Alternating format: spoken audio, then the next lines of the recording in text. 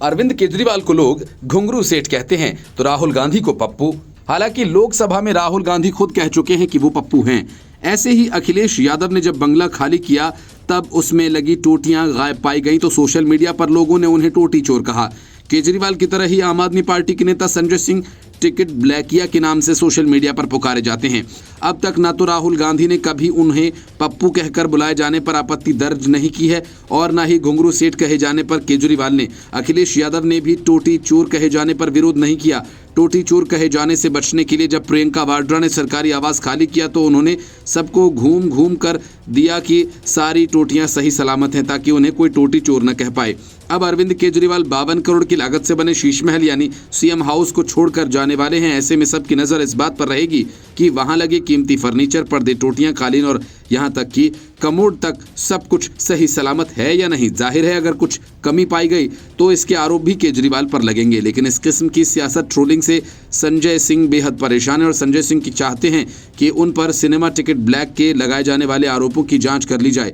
राज्यसभा सांसद ने कहा कि भाजपा की नफरत फैलाने वाली फौज उन्हें गाली देने के लिए इस तरह की बात कहती है। संजय सिंह ने राहुल गांधी और अरविंद केजरीवाल को भी ट्रोल किए जाने का जिक्र करते हुए कहा कि भाजपा के पास ये सब करने के लिए लंबी फौज है। असल में संजय सिंह से पूछा गया कि अक्सर उन्हें टिकट ब्लैकिया कहकर ट्रोल किया जाता है। सवाल के साथ पीएम मोदी की उस बात का भी जिक्र किया गया जब उन्होंने कहा था कि अब थिएटर में भी ब्लैक मार्केट वाला सुनने को नहीं मिलता, इसलिए नहीं कि अब संसद में चला गया। इस पर संजय सिंह ने कहा कि ये प्रधानमंत्री के कद गरिमा को छोटा करता है। राज्यसभा सांसद ने आगे कहा कि भाजपा वालों के पास लंबी फौज है। कभी उन्हें अखिलेश यादव को टोटी चोर कहना है, कभी संजय सिंह को टिकट ब्लैकिया कहना है, कभी केजरीवाल को घुंघरू सेठ कहना है, कभी राहुल गांधी को पप्पू कहना है।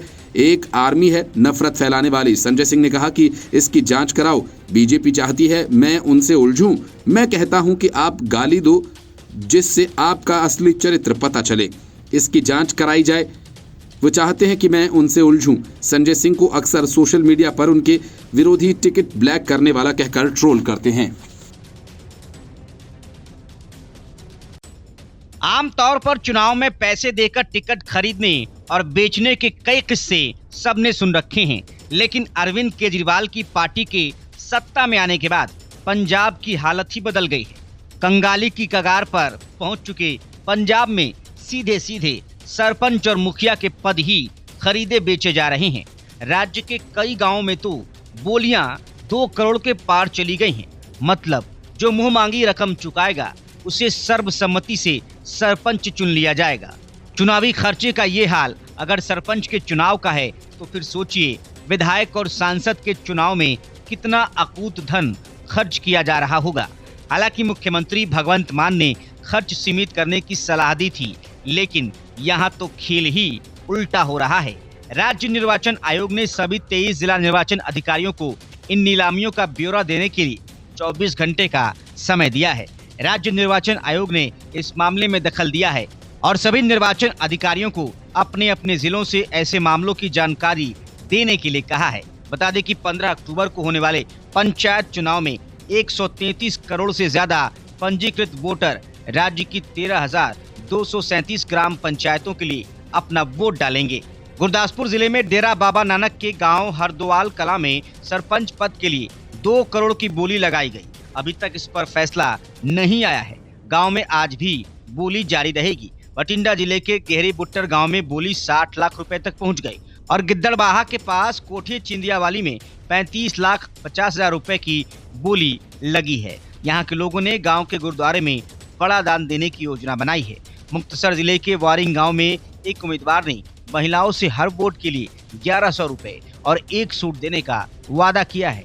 नामांकन पत्र दाखिल करने की आखिरी तारीख नजदीक आते ही ऐसी खबरें ज्यादा आने लगी है। इन खबरों से पता चलता है कि मतदाताओं ने घरेलू सामान और शराब कितनी बड़ी मात्रा में स्वीकार की है। याचिकाकर्ता और वकील हरिचंद अरोड़ा ने इसे भ्रष्ट रिवाज बताया और राज्य के चुनाव आयुक्त से कार्रवाई करने का अनुरोध किया है। न्यूयॉर्क के करमजीत सिंह धालीवाल ने अपने पैतृक गांव मोगा जिले के सैदिके की पंचायत को 50 लाख रुपए देने का वादा किया है। अगर वहां चुनाव सर्वसम्मति से होता है तो उन्होंने गांव के विकास और प्रगति के लिए गांव वालों को एकजुट करने का दावा किया है। लेकिन ये बोली युद्ध पंजाब में ग्रामीण शासन की लोकतांत्रिक प्रक्रिया के कमजोर होने के बारे में चिंताएं पैदा करता है। लोकतांत्रिक ईमानदारी के साथ साथ पंचायत चुनाव की निष्पक्षता पर भी सवाल खड़े हो रहे हैं। पारंपरिक और सोशल मीडिया ने सबसे ज्यादा बोली लगाने वालों के सर्वसम्मति से चुनाव का खुलासा किया है। राज्य निर्वाचन आयुक्त राजकमल चौधरी ने मंगलवार को कहा कि उनका कार्यकाल इस प्रक्रिया के कानूनी और नैतिक पहलुओं की जांच करेगा। ये जांच लोकतांत्रिक परंपराओं के संदर्भ में की जाएगी।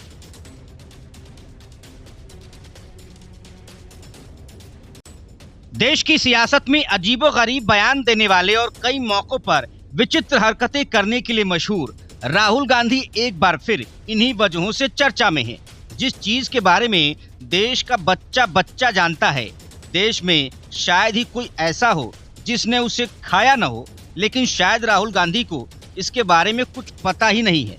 यही वजह है कि जब चुनाव प्रचार के दौरान हरियाणा में राहुल गांधी के सामने गर्मा गर्म रस भरी जलेबी पेश की गई तो पहले वो चौंके और जब उसका स्वाद लिया तो उसके मुरीद हो गए और झट से राहुल गांधी ने ये वादा कर दिया कि वो इस जलेबी को पूरे भारत में फैलाएंगे।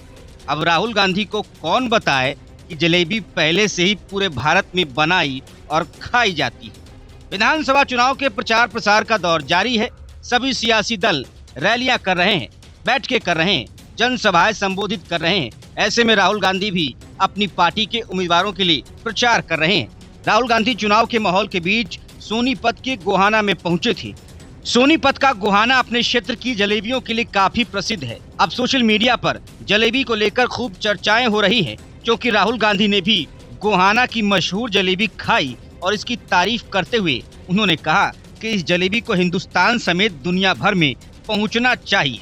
लेकिन राहुल गांधी को ये भी नहीं पता कि जिस जलेबी को भारत के लोग बड़े चाव से खाते हैं, वो जलेबी विदेश से ही भारत तक पहुंची है।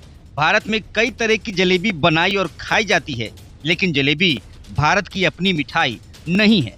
जैसे समोसा भारत में ही बनना शुरू हुआ था, वैसे जलेबी भारत में बननी शुरू नहीं हुई थी। इतिहासकारों के मुताबिक जलेबी ईरान से भारत आई थी। जलेबी को अरबी में जलाबिया कहा जाता है। 10वीं सदी की पुस्तक किताब अल ताबीख में जलेबी का जिक्र मिलता है। धीरे धीरे जलेबिया भारत में जलेबी बन गई। इतिहासकारों के मुताबिक तुर्क आक्रमणकारियों के साथ ही जलेबी भारत आई थी। अब भारत में ही नहीं बल्कि पाकिस्तान, बांग्लादेश जैसे देशों में भी जलेबी खूब पसंद की जाती है। सोनीपत खाना में राहुल गांधी ने जो जलेबी खाई वो काफी खास जलेबी है। जिस दुकान से राहुल ने जलेबी खाई वो दुकान साल 1958 में खोली गई थी। इस दुकान को अब परिवार की तीसरी पीढ़ी संभाल रही है। गोहाना की जलेबी शुद्ध देसी घी से बनाई जाती है। सिर्फ राहुल गांधी ही नहीं बल्कि भारत के प्रधानमंत्री नरेंद्र मोदी भी इस जलेबी को खा चुके हैं। इसकी कीमत की बात की जाए तो ये 300 रुपए किलो तक में बिकती है। उत्तर प्रदेश के बाद लव जिहाद के चंगुल में महाराष्ट्र बुरी तरह से फंस गया। राज्य के उप मुख्यमंत्री देवेंद्र फडणवीस ने कहा कि राज्य में 1 लाख से ज्यादा लव जिहाद के मामले सामने आए हैं, लेकिन अब सवाल ये कि लव जिहाद वोट जिहाद में तब्दील हो गया। देवेंद्र फडणवीस ने कहा कि हाल ही के लोकसभा चुनावों में महाराष्ट्र की 48 सीटों में से 14 पर वोट जिहाद देखा गया। देवेंद्र फडणवीस ने कहा कि 1 दशक पहले हम सोचते थे कि लव जिहाद की बात एक बार की घटना है, हमें लगा कि ये कोई साजिश नहीं है। अब हमने देखा कि 1 लाख से ज्यादा शिकायतें मिली, जिसमें हिंदू महिलाओं को दूसरे धर्मों के पुरुषों के साथ भागकर शादी के लिए बहलाया फुसलाया गया। देवेंद्र फडणवीस ने जो कहा उसे विपक्षी दल सियासत कहकर टाल सकते हैं, लेकिन अब कोर्ट ने भी ये मान लिया कि लव जिहाद खतरनाक साजिश का हिस्सा है और बड़े पैमाने पर इसे फैलाने के लिए विदेशों से फंडिंग की जाती है। उत्तर प्रदेश की एक अदालत ने लव जिहाद मामले में आरोपी को उम्र कैद की सजा सुनाई है। इस दौरान कोर्ट ने जो बात कही उसको लेकर विवाद शुरू हो गया। मामले की सुनवाई कर रहे फास्ट ट्रैक कोर्ट प्रथम के जज रवि कुमार दीवार ने बड़ी टिप्पणी की। उन्होंने कहा कि विदेशी फंडिंग से लव जिहाद की घटनाएं हो रही हैं। बरेली के अतिरिक्त जिला एवं सत्र न्यायाधीश रवि कुमार दिवाकर ने मामले को लव जिहाद का उदाहरण बताया और कहा कि ऐसे मामलों में धोखाधड़ी और धर्म परिवर्तन शामिल है। उन्होंने ये भी कहा लव जिहाद का प्राथमिक उद्देश्य सांख्यिकी को बदलना है और अंतर्राष्ट्रीय स्तर पर हलचल मचाना है। एक धार्मिक समूह के भीतर कट्टरपंथी गुटों द्वारा प्रेरित ये धोखाधड़ी विवाह के माध्यम से गैर मुस्लिम महिलाओं को इस्लाम में कन्वर्ट करवा रहा है। न्यायाधीश ने लव जिहाद के प्रकृति, उद्देश्य और वित्त पोषण के बारे में भी बताया। कोर्ट ने 42 पन्नों का आदेश जारी किया और जज रवि कुमार ने ही साल 2022 में वाराणसी के ज्ञानवापी मस्जिद परिसर के वीडियोग्राफी सर्वेक्षण और बुजू खाना को सील करने का फैसला दिया था। उन्होंने आगे कहा कि ये अवैध धर्मांतरण कुछ चरमपंथी व्यक्तियों द्वारा किए जाते हैं जो या तो ऐसी गतिविधियों में शामिल होते हैं या उनके समर्थन करते हैं। हालांकि ये ध्यान रखना महत्वपूर्ण है, ये कार्य पूरे धार्मिक समुदाय को प्रतिबंधित नहीं कर सकता। लव जिहाद की प्रक्रिया में महत्वपूर्ण शामिल है वित्तीय संसाधन और इस मामले में यह संभावना है कि विदेशी फंडिंग शामिल है। कोर्ट ने माना कि इसे पाकिस्तान, बांग्लादेश की तरह भारत देश को अस्थिर करने की साजिश और देश की एकता, अखंडता और संप्रभुता के लिए खतरा बताया है। कोर्ट ने अपने फैसले में लव जिहाद को भी परिभाषित किया। फैसले में लव जिहाद को परिभाषित करते हुए कोर्ट ने कहा कि यह प्रकरण लव जिहाद के जरिए अवैध धर्मांतरण का है। ऐसे में सबसे पहले ये जानना जरूरी है, लव जिहाद क्या है। लव जिहाद में समुदाय विशेष के पुरुष शादी के माध्यम से अपने धर्म में परिवर्तन कराने के लिए व्यवस्थित रूप से दूसरे समुदाय की महिलाओं को निशाना बनाते हैं। समुदाय विशेष के ये लोग इन महिलाओं को धर्मांतरण कराने के लिए प्यार का दिखावा करके धोखे से शादी कर लेते हैं। इस केस में भी अभियुक्त मोहम्मद आलिम ने अपना नाम आनंद बताकर पीड़िता को धोखा देकर हिंदू रीति रिवाज से शादी कर उसके साथ रेप किया और उसकी फोटो वीडियो बनाकर बदनाम करने की धमकी देकर कई बार बलात्कार किया। Bureau report, news of India. Haryana में अरविंद केजरीवाल के पास खोने के लिए कुछ नहीं है और जिस तरह से मुकाबला बीजेपी और कांग्रेस के बीच सिमटता जा रहा है उसमें पाने के लिए कुछ भी नहीं है। ये बात और है कि अरविंद केजरीवाल बार बार ये कह रहे हैं कि उनके बगैर कोई सरकार नहीं बन सकती। हालांकि ऐसा कहना अरविंद केजरीवाल की आदत नहीं, उनका तरीका कुछ दूसरा है। जैसे गुजरात में उन्होंने आम आदमी पार्टी की सरकार के बनने का दावा किया, उन्होंने तो यहां तक कह दिया था कि उनका कौन उम्मीदवार कहां से चुनाव जीतने जा रहा है। हरियाणा में इस किस्म की दावेदारी वे नहीं कर रहे, तो इसके पीछे उनकी मजबूरी है कि पिछले विधानसभा चुनाव में नोटा से भी कम वोट पाने वाले आम आदमी पार्टी के किसी सीट से जीतने के आसार नहीं, लेकिन उसकी वजह से कई सीटों पर बीजेपी की लॉटरी लग सकती है। केजरीवाल का मुख्य उद्देश्य कांग्रेस के वोट में सेंध लगाना है। दरअसल आम आदमी पार्टी हरियाणा की सभी 90 सीटों पर चुनाव लड़ रही है। केजरीवाल समेत पूरी पार्टी हरियाणा में बीजेपी और सरकार विरोध के नाम पर वोट मांग रही है। मतलब साफ है कि विपक्ष के वोट में जितना बंटवारा होगा उतना बीजेपी को फायदा होगा। राजनीतिक जानकारों का मानना है कि इस बार कई सीटों पर पार्टी को अच्छे वोट मिल सकते हैं। उनके उम्मीदवारों को जितना ज्यादा वोट मिलेगा वो कांग्रेस को नुकसान पहुंचा सकते हैं। हरियाणा की करीब 9 से 10 सीटों पर आम आदमी पार्टी को अच्छा वोट मिलने की संभावना है। इसमें प्रमुख रूप से कलायत, रानिया, गोहला, चीका, जगाधरी, थानेसर, रेवाड़ी, अटेली, जुलाना के वरोदा सीटें शामिल हैं। कलायत में पार्टी के उपाध्यक्ष अनुराग ढांडा को मैदान में उतारा है।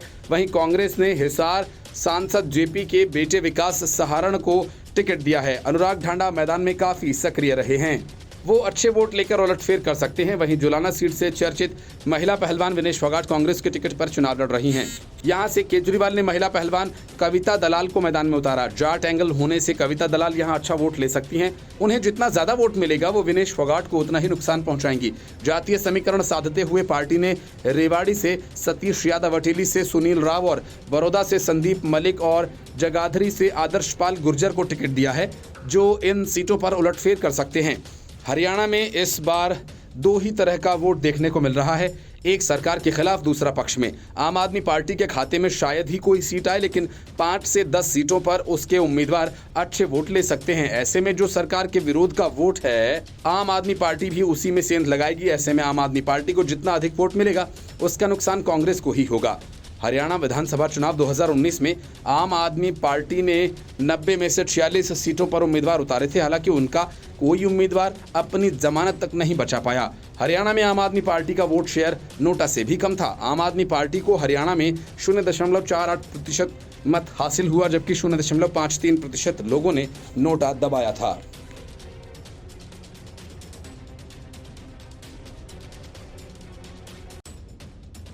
एमवीए में उद्धव ठाकरे को घुटन महसूस हो रही है। वजह यह कि उद्धव ठाकरे को सीएम कैंडिडेट घोषित करने से शायद शरद पवार और कांग्रेस नेता दोनों ने साफ तौर पर इनकार कर दिया। बात इतनी ही है, शरद पवार अपने पोते रोहित पवार को सीएम बनाने के जुगाड़ में लगे हैं, तो कांग्रेस सबसे ज्यादा सीटें हासिल करने और अपना सीएम बनाने की कोशिश में। हाल ही में कांग्रेस के बालासाहब थोराट से लेकर पृथ्वीराज चौहान तक ने कांग्रेस सीएम का दावा किया। मतलब कि सीएम पद को लेकर एमवीए की सहयोगी पार्टियां उद्धव ठाकरे के पक्ष में नहीं हैं। ऐसे में उद्धव ठाकरे ने प्लान बी पर काम करना शुरू कर दिया।